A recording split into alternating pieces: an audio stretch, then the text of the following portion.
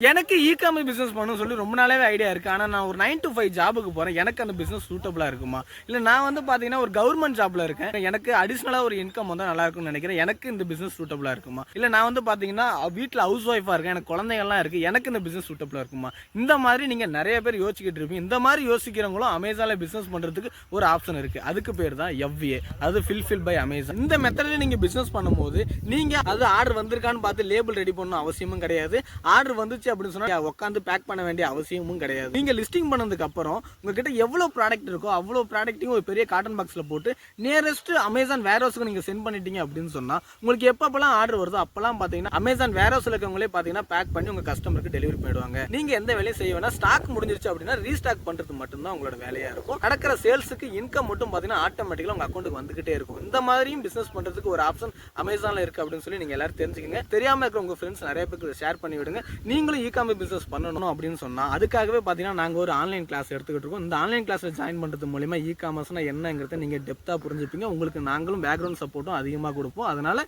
Join பண்ண நினைக்கிறவங்க எல்லாருமே பாத்தீங்கன்னா ஸ்கிரீன் நம்பருக்கு வாட்ஸ்அப் பண்ணி எங்களோட அகாடமில ஜாயின் பண்ணுங்க. உங்களுக்கு நாங்க சொல்லி தரோம்.